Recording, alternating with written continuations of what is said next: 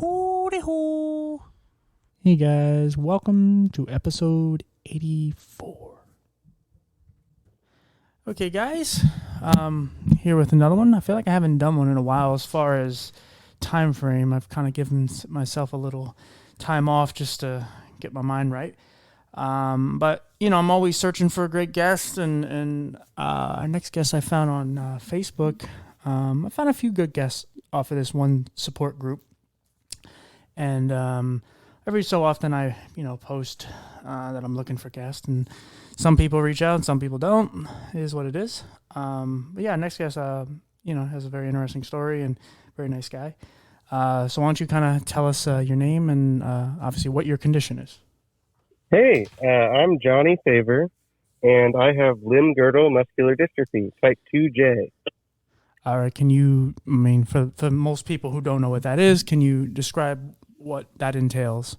Yeah, so it's a genetic condition that I've had since birth that causes progressive muscle weakness in all of my skeletal muscles throughout my life. Wow.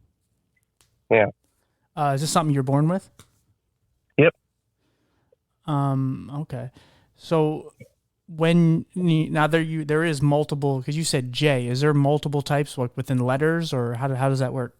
Yeah, there are a lot of multiple subtypes for LGMD. It goes all the way from A through the entire alphabet, I believe. And now there's a new naming convention because they were running out of letters. Wow. But I believe A, C, D, E, and I are all very popular. Mine is not very common at all. Mm-hmm. When it gets further down the alphabet, does that mean it gets worse, or I think it's just in order of discovery. Oh, okay, fair enough. Yeah, that makes sense. So how? So you were obviously diagnosed that as a child. How did your parents take it? Like, didn't your parents really did they knew what to do for you? It wasn't quite as straightforward as that. Like many people with muscular dystrophy, I was misdiagnosed many times.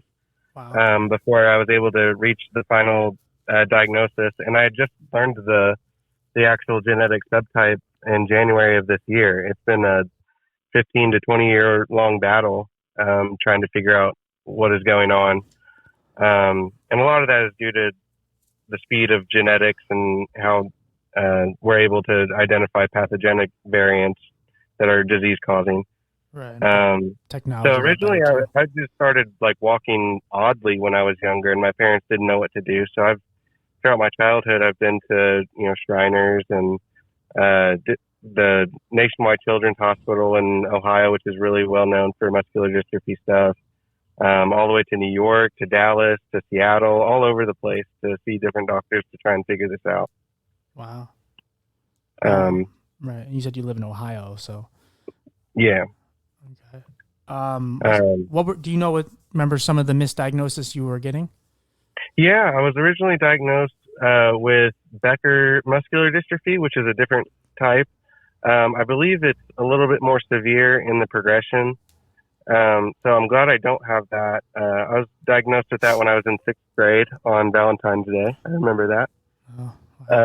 And then I didn't get a different diagnosis for several years, even after multiple biopsies, muscle biopsies. And then I was diagnosed with mitochondrial myopathy, which is a very common misdiagnosis for people with limb-girdle muscular dystrophy. And then through extensive genetic testing through the Jane Foundation and GeneDx and my neurologist that I've worked with, we were finally able to get some real clarity this year on what my genetic mutations mean for my disease, whether or not they are causing them or not. And finally, they've been classified as disease causing, and here I am with 2J. Right. I asked somebody this before, because someone who had a very late diagnosis. What is it like refreshing? Like, are you happy that you got a real diagnosis? Is it sad to know what you have now? And what is your, how did you feel when you finally got a real diagnosis? It's really, vindicating, sort of. It's kind of weird. So like it's obviously very like it's like suffering a lot, especially going through your teenage years, getting weaker and not being able to do things. But it's even harder when you're trying to tell people why, and you don't even have the answer because the doctors don't have the answer. Right. And so I grew up going to muscular dystrophy camp, MDA camp, and all that. And most of these other kids already knew what they had, and I never knew. And it was really nice to know finally that it actually is muscular dystrophy even. And then to know the subtype, even though it's a really rare one, I was able to find just this year on Facebook, probably in one of the groups you found me in, able to find other people with my disease, which I just never thought was going to happen. Right. And that's been really, really nice and refreshing to speak with someone who has like a similar life experience. Right. Yeah, because I interviewed somebody who has a chronic regional pain syndrome, and they told me I told them that this was the second person I interviewed with this condition. She said, "Well, that's rare because you rarely ever meet another person with this condition." And I'm like, "Well, the internet, like they're out there. It's crazy. Like they're all over the world. It's not like I bumped into them. And I did, but online. But yeah. And then was there a part of you that didn't even believe that? Because I mean, you've had so many misdiagnoses that like, how do you know this one's the right one? I mean, I guess I don't technically know it's the right one, but I have, pretty high certainty in at least my classification for now. And the biggest reward of getting that classification and of that subtype is all of a sudden I'm, a potential candidate for leading research and clinical trials that are happening mostly in Ohio, at Nationwide Children's. And that was the biggest relief of all, because I have a younger sibling as well with the same thing. And that really bodes well for us to be so close and to be potential candidates, because it might push research in that direction. Now, what is this research really trying to do?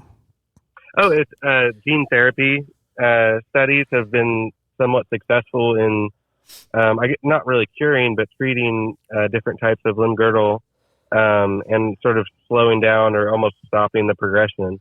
Wow. But it's really difficult to do because, it's very complicated genetics that you have to try and alter. Right. But I don't know. It's just really exciting to even have that as like a possibility in my mind. I was going to say, that's got to give you some real hope. Yeah. Now, I'm sure you're probably going back and forth, though, with like, oh, come on, it's never going to work, or, by time I'll be too old or whatever. It's a real double-edged sword, because you have to be ambulatory to be in those trials. And even if they started on QJ now, it would be several years before clinical trials happen. And I really just hope I have ambulation and enough strength when that does happen, if it does happen, to be able to be benefited from it. Is there anything you can do, like exercise or anything that can kind of, I don't know, like I said, strengthen your muscles? Yeah, staying active, but not overdoing it. And that's like a really like tightrope walk. Right. Because you can do a lot of damage with physical activity as well. Okay.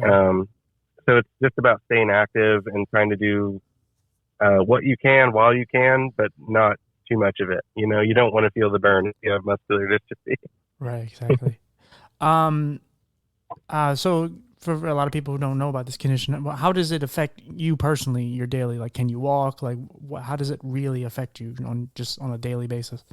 Well, it affects me right now, probably all-time low, as it will always be. With my walking, especially, even today, it's been very, very difficult to walk.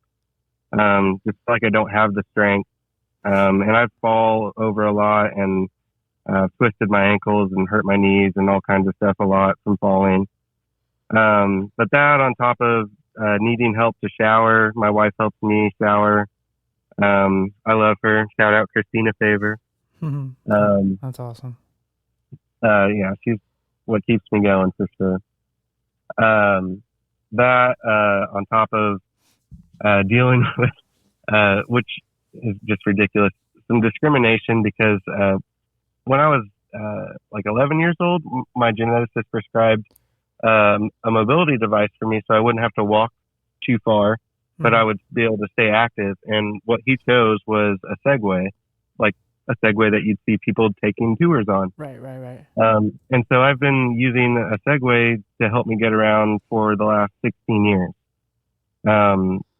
Basically anywhere I need to go that would be like more than 100 feet of walking. And yet I deal with a lot of people who have a problem with that.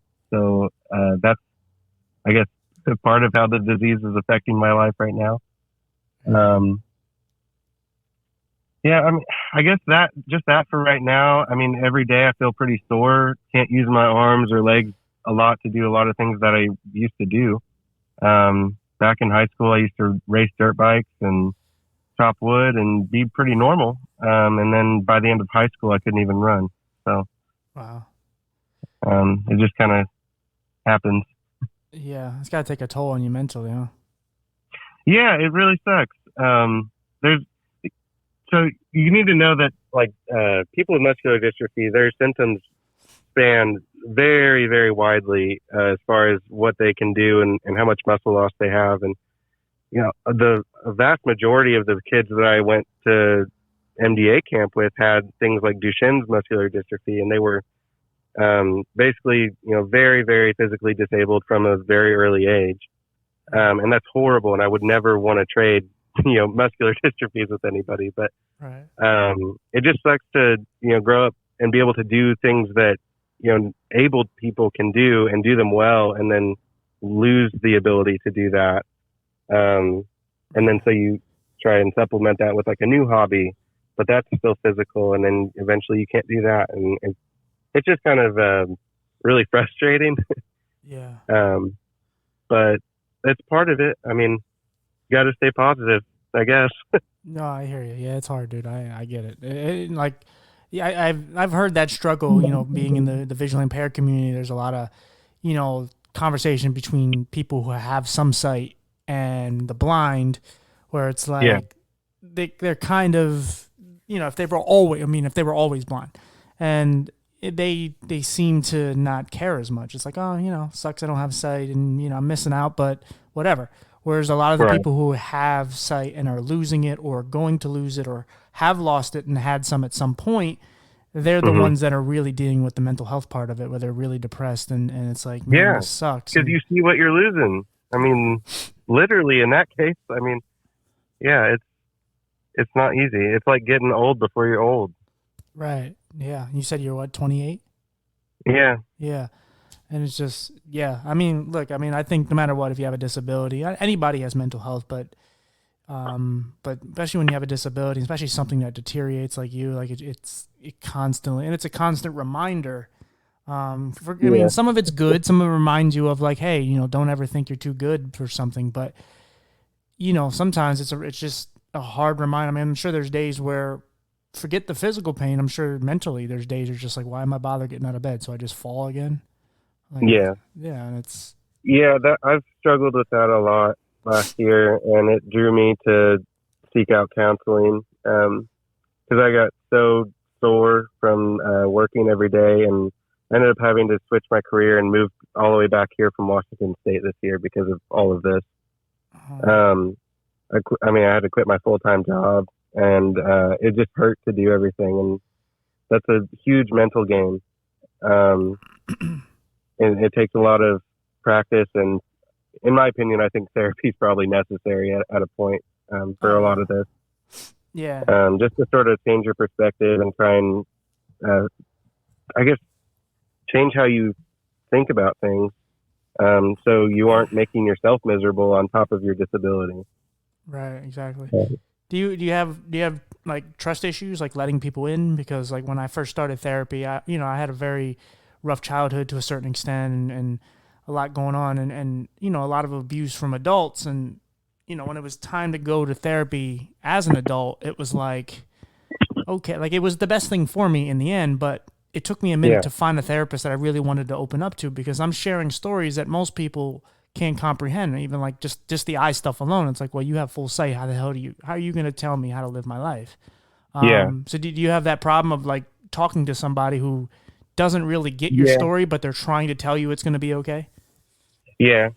Yeah, that's kind of how my therapist and I got off to our first meeting, I guess.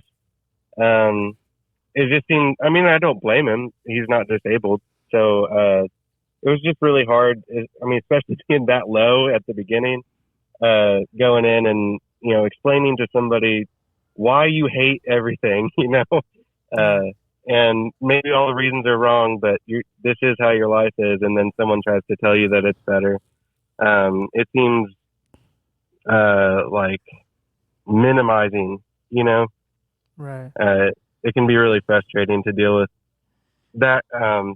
Because everyone can just say, change your perspective. It's not that bad. You're disabled, but you're also abled in all these ways. And Right. maybe people aren't as bad as you think they are. The world isn't so frustrating like you think it is. Right. They Well, can't. They don't see it from your vision. yeah, and that doesn't mean he's wrong, but I just feel like the perspective isn't there. And a lot of people really lack that um, perspective, putting themselves in the disabled person's shoes and just realize like how every single thing in your life can be affected.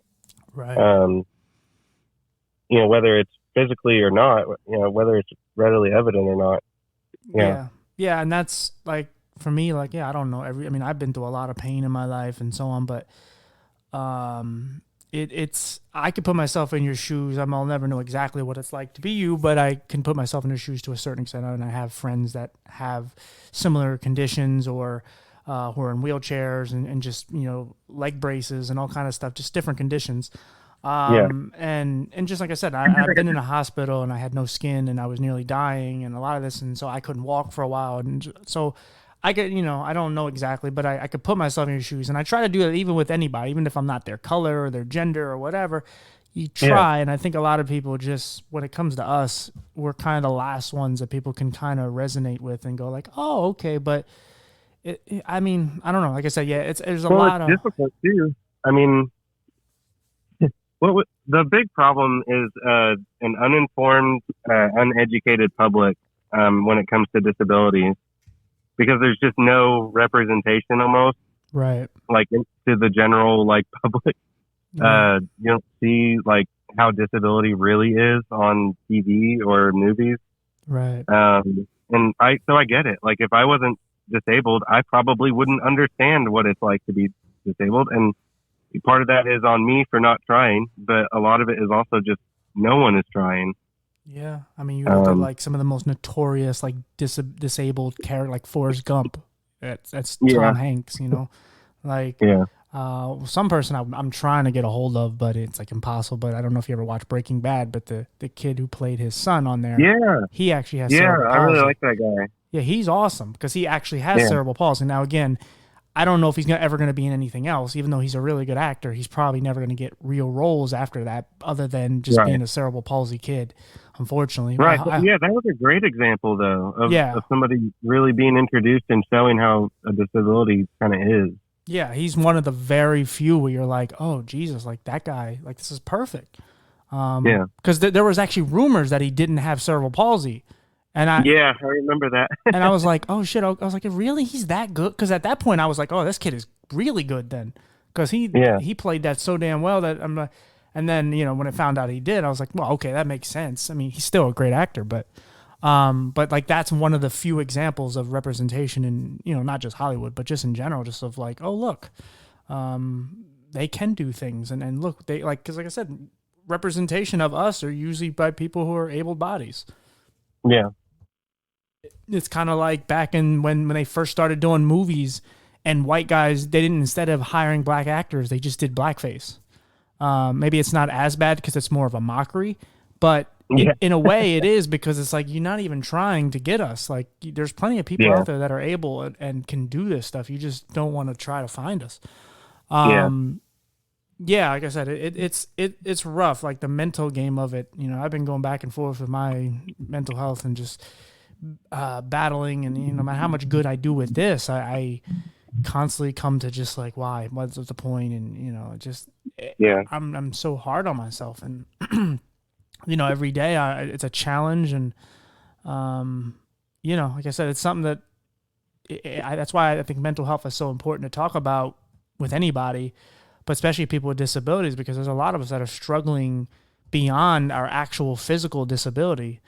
Right. A lot of it's the mental stuff. You know, people will tell you it's more paralyzing sometimes to actually be mentally distraught than it is to actually be physically in a wheelchair, because you're so sad. They don't even want to try to get out of bed because it's like really like, you know, even like what you said with your wife helping you shower and stuff. It's like, I know it's amazing that she does that, and it's great that you trust her, but there's a part of you as a man, it's like, well, I don't want my wife to do this for me. Like, Yeah. because as a person with a disability, a lot of times, you know, like with me, I can't drive.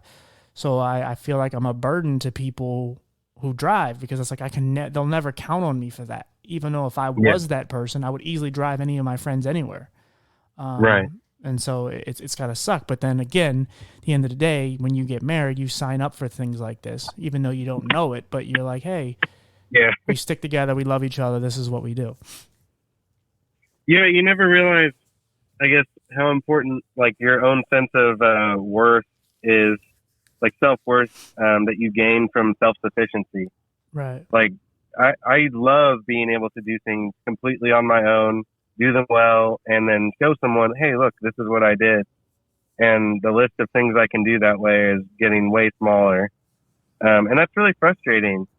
Because I don't want to exactly what you said. I don't want to be a burden on other people. And I don't, if you ask them, they'd probably say, no, he's not being a burden at all.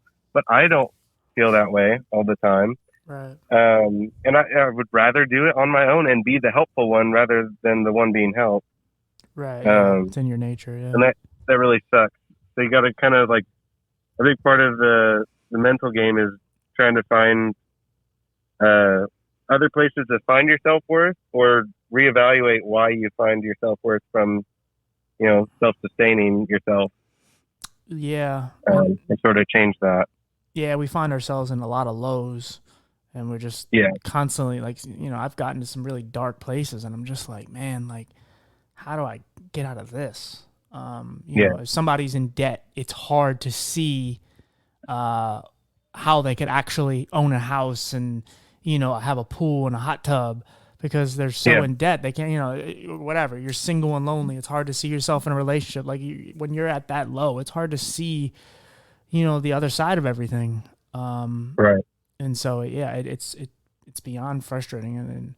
And this is what kills a lot of people. And that's why I delve into it so much, sometimes at nauseum, because like I said, there's a lot of people that just don't want to do this anymore. And I don't necessarily fault them, because, you know, there's some people like, you know, you're fortunate enough, you have a wife. Not a lot of people have anybody who gives a shit about them, unfortunately. Yeah, I've been seeing that a lot. And I guess, I don't know. I figured everyone that was disabled kind of maybe had someone to help them, but I've been seeing a lot of stuff lately where it's like all these disabled single people asking, hey, how can I meet somebody? I just need to have somebody else in my life. And I think, oh my God, yeah, you do. Like, of course you do. You can't just do it alone. I mean, you can, but why would you? You know? Yeah, and that, like I said, it's amazing that you have that, because and the fact that she's seeing you at, you know, I guess in some ways at your low, where you know that she loves you, because if she didn't, she could leave you now for reasons that you can't say she couldn't help, because it would be shitty if she did. But you know, but at least she knows kind of where you're at, and she got the gist of who you are. But like you're kind of like the not typical, but you're like the story of like the literal meaning of a person who constantly gets knocked down and keeps getting up, because you don't have to work. You don't have to do any of these things. You could just constantly just lay in bed and just say, fuck life, and what's the point? But you continue to try regardless of your depression, regardless of your pain. Like, you're continuing to try. I don't know, maybe are you kind of coming to the realization of like, you don't know how much longer you have any physical usage of anything? Are you just trying to like, you know, do as much as you can in your life at this point in time? Yeah, I've kind of tried to live that way, and probably over the last decade or so, because it's been on my mind ever since I started losing abilities. Right. Yeah, I try and I mean, it's a tricky game. Like I said, it's like a tightrope physically to not overdo it and then do more damage, which I've done multiple times. Right. But yeah, a big driving force behind my wife and I's choice to move back to Ohio from Washington this year was to be closer to family, because I don't know how much longer I'll be able to go do the things I love to do, and why not do them with the people I love, rather than just on my own or with my wife. Right. Yeah, that's good to have And a try good and get the support most system out of it around you. before I'm stuck. Right. You know? No, yeah, it's good to have a good support system around you, because that kind of fills in some of those dark days of, when you're stuck by yourself. At least you can go to someone's house and kind of be Yeah. around people. Yeah, I just work a part-time schedule, but those days at home when my wife is at work and everybody else is at work, they can get kind of lonely and really boring, and you can get depressed during those times too. Wow. It definitely helps to keep somebody around. Yeah. Well, like I said, whatever happens, let me know. Just text me sometime if you ever need someone to talk to. Okay. I'm serious. I'm not just saying that because we're on a recording. But there's a little feedback from your phone. But what was your before I get into that, one of the reason why I brought up the idea of you kind of wanting to do as much as you can now is because you said that you did like dirt biking, and that's a lot of risky things right there. Yeah. Were you like cognizant of it then? Like, did you were you just kind of like, maybe it'll get worse, maybe it'll get better, or? Yeah, well, I really just resented it a lot when I was younger, and just kind of in my head the whole time just said, screw it, I'm going to do whatever I can as hard as I can. Yeah. And that drove me to a lot of really painful muscle days.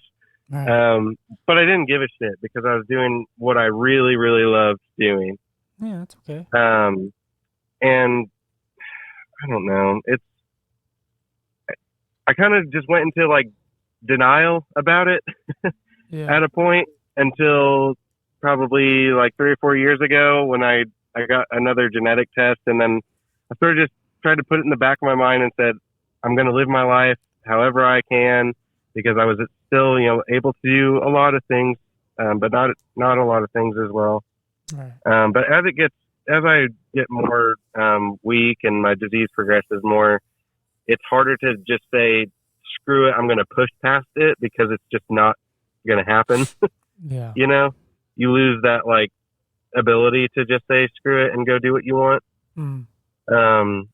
But I mean, my advice to anybody who's in a situation like mine is do whatever you can and try and hurt as little as you can, but definitely do the thing that you want to do, because you'll never get another shot. Right. Yeah. Or maybe you will, but you never know if you will get another shot, Right. Yeah. No, I mean, it's like I said, I can understand both sides of it, where you don't want to hurt yourself, but also you don't know how much time you have left to actually do some of these things. So yeah, you should try to do it now before it's too late, and because you don't know. Yeah. I mean, I push myself to what I think are my sort of safe limits, my limits under the limit, every day, just to make sure I can keep doing something and really enjoy whatever I try and do, as much as possible, because I'm really, really, really, really, really dreading the wheelchair. Oh, right. I have a power chair and a manual chair. I can't really use the manual chair on my own, but I really, really don't want that, because unfortunately the world is super inaccessible to wheelchairs still, in a lot of ways. Right. Obviously it's a lot better, but than it used to be. But I don't know. I'm really dreading the wheelchair life, but it's really been helpful to get on Facebook with, especially all these limb-girdle muscular dystrophy groups, because I see a lot of people who are further progressed than I am, or at really similar stages, probably going to be in a chair in the next few years. And it really helps me sort of get more comfortable with the idea. Right. Because I guess in my mind, I think that like the wheelchair is going to be more of my identity than I am once I'm in it. And it's seeing these other people that are really happy and like super themselves, right. but still in a wheelchair is really helpful. But it's something I'm still working on mentally. Yeah, I always go back to an episode I did, I don't know, some months back, and this guy named Phil. He's actually, I think he runs the one group that we're both in, and he's paralyzed from the shoulders down, so he has all function in his arms and everything. Mhm. He runs a business and he has his family, and he just does a lot with his life. But he paralyzed himself when he was 19 in a motorcycle accident. And Mhm. he was feeling sorry for himself. He was laying in bed, and he just was like, well, I just ruined the rest of my life and so on. And while he was recovering, he was out in one of the therapy rooms or whatever, and he bumped into a guy who was paralyzed from the jaw down. And that guy was cracking jokes and just messing with him and saying, hey, man, lighten up. Like, life can be better. Hey, you got your arms Yeah. and all that. And people like that is kind of what you need, because there's a lot of these people that are just worse off than you. And Yeah. it's kind of hard Absolutely. to understand that or see that until you actually see it. And then it's like, oh, shit. Like, okay, Yeah. like I should just be appreciative. And like I said, with you having a wife and having family, having people who support you and care about you, it's something. It may not be everything you want, and I know a lot that's been taken from you, and it's I'm very sorry for that, and it sucks. But you do have some things that some people just don't have, and you can't buy. You can't buy family. You Right. can't buy love, Right. and shit like that is things that just it can help you a little, even if it's just a little bit. It helps you get through one day. It's one day. Yeah. Um, Yeah, I know. Anytime you're feeling bad for yourself, you gotta kind of like slap yourself upside the head and say, "What the hell are you doing?" yeah, It could be a million times worse. yeah. I mean, look at you. Um, Look at you. I mean, that's really hard to do too, but it's such a mental game. Disability is a mental game. oh, absolutely. Yeah. But I mean, look at you. It's definitely bad.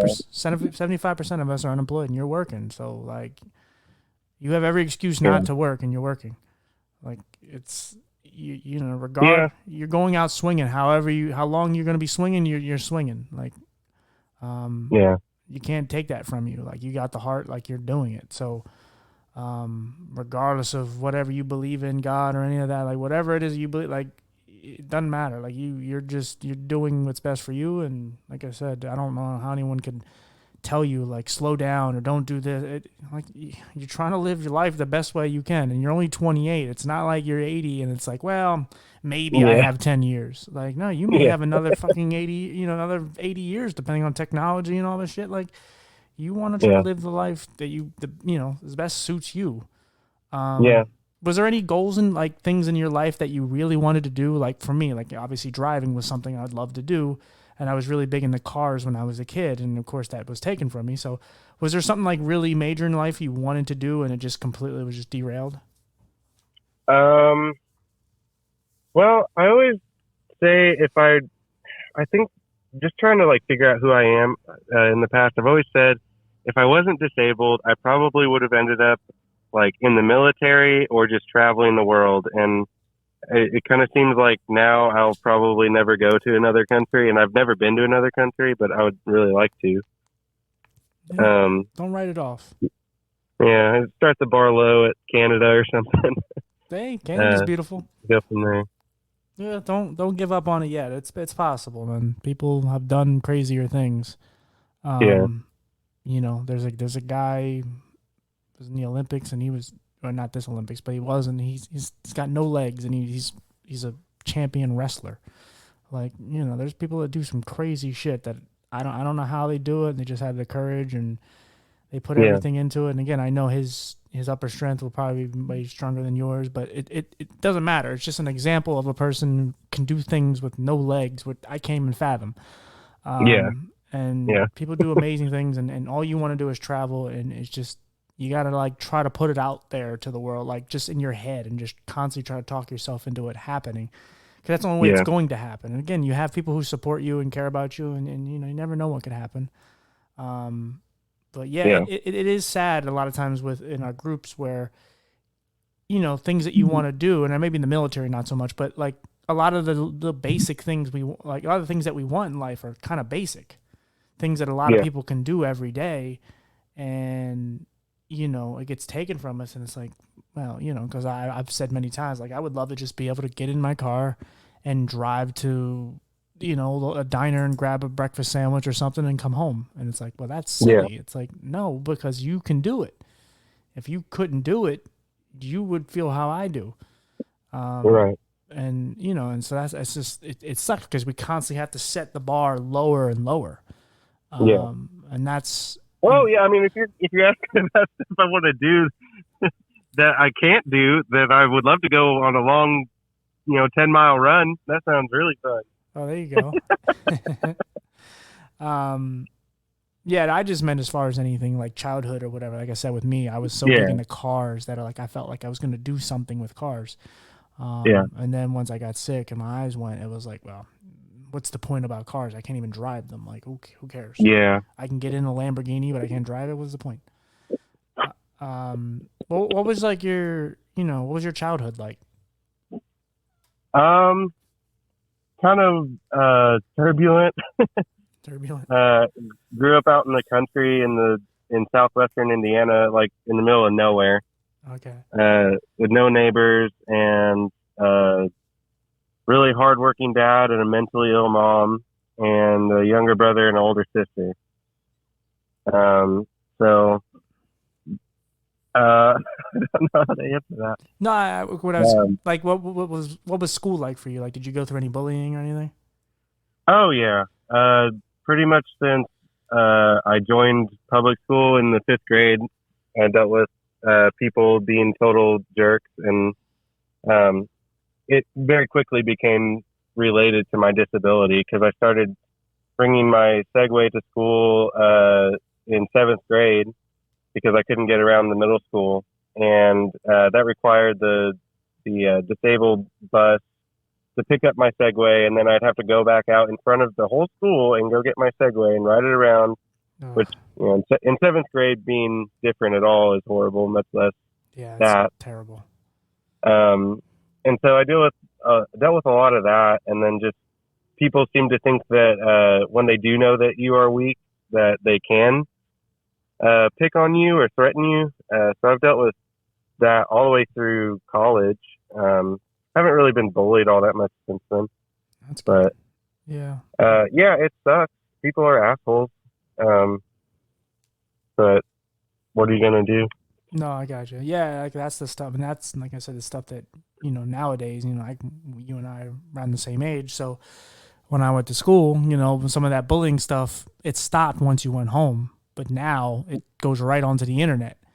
Right. Now there's a picture of Yeah. you in the Segway or a video of you on TikTok or something, and it's terrible because it just doesn't stop, and this is why a lot of these kids kill themselves, and it doesn't just not just disabled kids, but gay kids and so on. Just people Yeah. getting treated like crap, and school could be Yeah. really rough. And if you have like just a shitty last name, I don't know, Cox, it's like, oh look, Yeah. and it's like Jesus, like, but yeah, if you have a disability, like it's just open season, like Yeah. it's Plus, I'm a redhead, so I got the ginger abuse ginger too, yeah. and all that. Ginger on wheels, yeah. Yeah. I gotcha. Yeah, it's Yeah. That's why I quit using social media for I don't know, like 5-6 years until this year. I didn't even get on Facebook or post anything or anything like that. Just because I couldn't stand it. It was taking up too much of my life. yeah, and there's just a lot of stuff on there you don't like. Not even just like the Yeah. hatred stuff, but just a lot of nonsense that just Yeah. blocks your mind and just keeps you from actually learning anything real. And Yeah. and then there is just a lot of hatred and just trolling and just bullshit that is just like Yeah. and then you entertain it just because you have nothing else to do, or and it's Yeah. it's like what the fuck, like It's a bad spiral. yeah, and then It's also great though. The whole reason I'm even on here was so I could find other people with my disease once I figured out what I had, and since then it's been awesome. good. Getting to talk to all these other people in the disability advocacy community. Yeah. It's been really awesome, like really eye opening. There's another guy with the exact same disease that I have that kind of even looks like me. His name's Chris.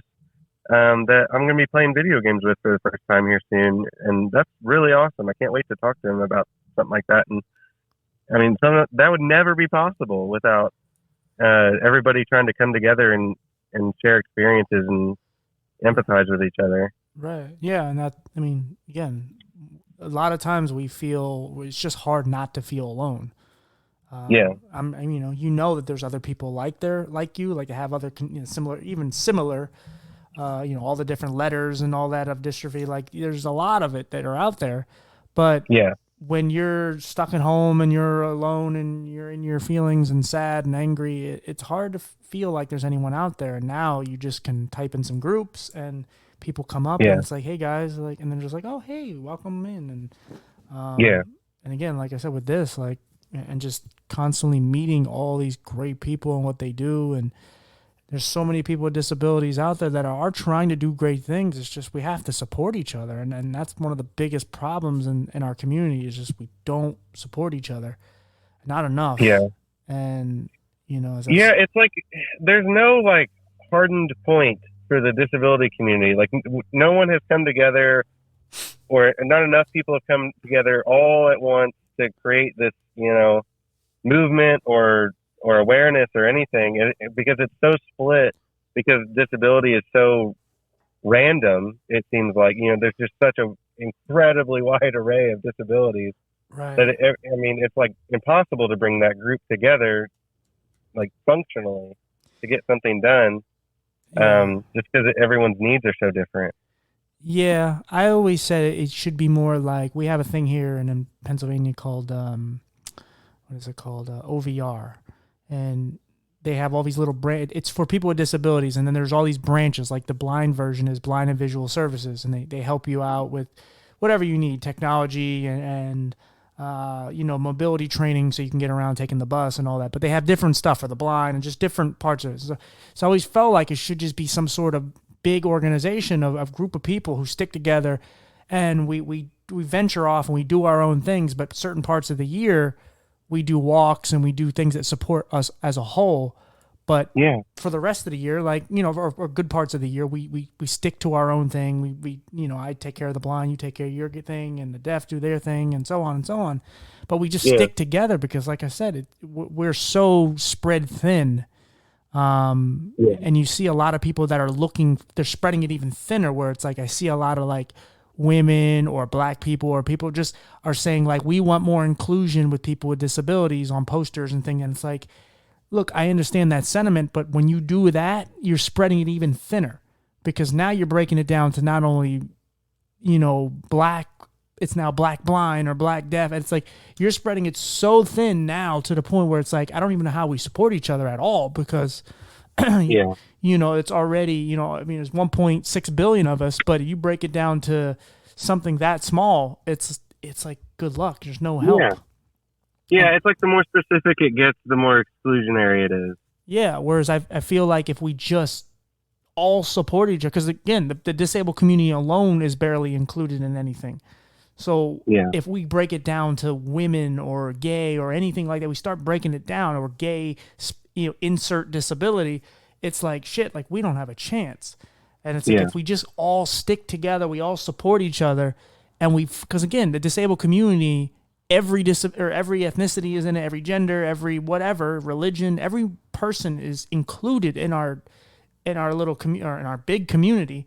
So it's like we don't have to break it down to, hey, let's just do white and black and gay and straight and all that. We can just do it all the way through. And then if we want to bleed into other communities like, Me Too and all that, if you want to support those other groups, that's fine too. But as the disabled community, if we stick together and we actually, again, just include all of us, and just, it's not broken down into just these small little subdivisions, we can make more change. Yeah, absolutely. Let me see. What was I going to ask you? So do you have any more, like towards the end, I always like just to make sure anyone has any, do you have any more advice for anybody who's just, like a younger you, just struggling to, for a younger me, just someone who's struggling. I would have, I guess I would recommend therapy, and, realize that you're not any different from all the other disabled people, and you can all get along and help each other. Yeah. I think that probably would have helped me a lot. No, I got you. And know you're not alone, even if you think you are. Right. You just got to seek out what you're looking for, and it's there. Yeah. It is a lot easier telling people that than actually believing it, huh? Yeah. I mean, if you would have told me that a year ago, even just 1 year ago from today, I would have told you, yeah, right, get out of my face. There's no one else that can help me. Right. Because it feels like that, and it's very real. I mean, other than that, stop lying to yourself and, realize that it's not all hell. You're still alive. And the nicer you are to yourself and other people, the more enjoyable your life will be. There's no point in hating your life all the time. Yeah. And if you can't live your life happily for yourself, then do it for the other people that love you if you have that. Yeah. A lot of times we self-reflect and we beat the shit out of ourselves. Yeah. And that's I definitely do. I mean, I'm super hard on myself, and probably largely because of how I was raised to be more accountable and everything. But, yeah, it's tough when the tools are taken away for you to succeed in your own eyes, Yeah. Just kind of in closing, do you have any, I don't know, like, do you have any kind of goals of just, I don't know, advocating or writing a book or anything? Is there something you want to do just to give back with your condition? Yeah, I mean, I don't know. I've been trying to get more involved and give back to the MDA because they have helped me so much in my life.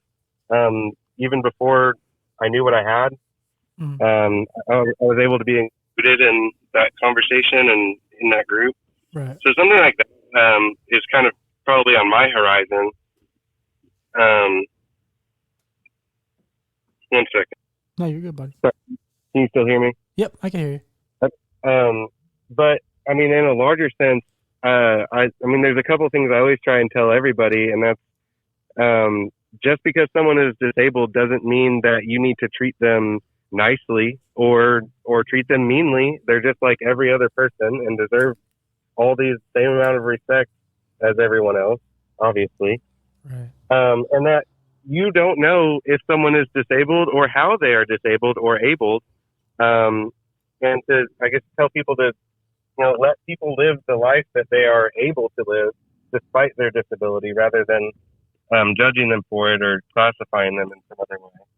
Right. Because I've dealt with that a lot. Yeah. That and the disabled community uses a very large array of helpful mobility devices and other devices to help them that a lot of people are not used to because they're not conventional. I'm really talking about my Segway here, but there's good. A lot of stuff like that. So please try and raise awareness about that. Just because you see somebody using something or doing something that maybe that's not even the intended purpose. People might think I'm just some rich, spoiled person riding a Segway on tour who thinks he can go anywhere. Yeah. That's not the case. So don't just jump to that kind of conclusion. And try and show some compassion and love and understand people before you just say something, Yeah, exactly. I get a lot of people telling me I'm cheating or that my wife should be riding my Segway or why the hell do you have that in here? And all kinds of stuff like that. And it's just unnecessary. It just tears everybody down. Oh, very quickly. Do you when you go into stores and stuff? What do you like? Do you have to show some sort of identification or something that you can ride that? Legally, I don't have to do anything other than give what's called credible assurance, which is it can be verbal. So I can just tell them that I have a disability, but I can also show them the certification for my disability placard for my car. Or a letter from a physician. So I have all three of those that I can present to people. But even when presenting all three of those, it doesn't always work. Right. And I've been kicked out of a lot of places because of it. Wow. Currently, I'm in a battle with the Newport Aquarium in Newport, Kentucky, because in June now, they would not allow me to enter their aquarium because I was on my Segway after I provided them all the, possible documentation that I could offer. And then I was kicked out for a correct reason. They told me that the ceilings were too low, which was not right. But unfortunately, they stand by their decision to disallow my device, and they don't allow or they don't provide electric scooters or anything. And they do provide a manual wheelchair, but I explained to them I can't do that because I don't have the arm power to do that. But they seem to think that that's okay, and so does the corporation that owns them. Wow. So I'm in a battle against them. So I'd love to fight my petition I have against them, and you can totally read up on that whole issue. It's very interesting. It goes into the Title III of the ADA and how the law works surrounding mobility devices and that kind of thing. Yeah. All right. Yeah, buddy, I think this is it, unless you have anything else to say. I don't know. What is there anything I can do to help your cause, or do you need anything else from me? I mean, hey, if you just want to listen to some episodes and share it once in a while, that's all I need from you. But I mean, you don't have to do that, but yeah, it'd be great. If there's any way I can help you as well, like I said, whatever. Either way, we can become friends, and if you need anyone to talk to, like I said, I am around. If I am home, you can call me and whatever. But like I said, you ain't need anything, please just don't feel like you're alone. There's some of us out here that are willing to help you. But yeah, like I said, just listen to the podcast when you got some time, and share an episode every so often or whatever. But other than that, yeah, I don't need anything, buddy. Just keep being you. Just keep being you and stay strong. And like I said, stay around the people that care about you. And like I said, you need anything, just holler. Okay. Is it okay if I shout out my URL for my petition? Whatever you want. Okay. It is tinyurl.com/T23XASWU. All right. So I'd appreciate it if anybody could go on there and sign the petition, because I'm trying to get the aquarium to change their policy so I can attend it with my disability. Send me a link when we get off of here. I'll get on there and sign it for you. Okay, I will right away. Yeah, and then when the episode comes out, I will put it in there in the description. But yeah, buddy, thank you again. This was fun. I hope you enjoyed yourself. Yeah, I really did. Thank you for having me. It's an awesome idea for a podcast that's definitely needed. Yeah, so I'll start listening. I'll give you some feedback too. I love this kind of stuff. Yeah, I appreciate it. Yeah, we'll talk soon. All right. All right, sounds good. Have a good day. You too, buddy. All right, thanks. All right, guys, we're back. Well, I'm back by myself. But yeah, there he is. He made a little noise. I think you guys could hear that. Hi, Sea Boys. What you doing, big guy? You weren't very animated this episode. You just kind of were bouncing around a little bit. All right, guys. I know this is probably after my depression meltdown, and yeah, I'm still kind of getting over it and trying to figure out my shit. And so, what are you gonna do? Yeah, I'm just been struggling to find more guests, and I'm way ahead, so it's so silly, but it just bothers me because there's so many people I'd love to have on, and I'm trying my best to get a hold of them, and it's just a lot of people not reading messages, and they're too big, and they're, isolated because they're celebrities or somewhat celebrities, and you can't get a hold of them. They run foundations, but their name's on the foundations, but then no one knows how to get a hold of. It's just a bunch of shit. It takes more than just texting somebody or reaching out to them on social media. It's very frustrating. Trust me. It sucks. But anyway, I'm still here. We're doing this. Gotta be positive. I got my buddy Bullet. And again, just did another good guest. And yeah, I'll see you guys on the next one. And everybody take care of themselves. And, everyone stay safe. All right. See you guys. Bully.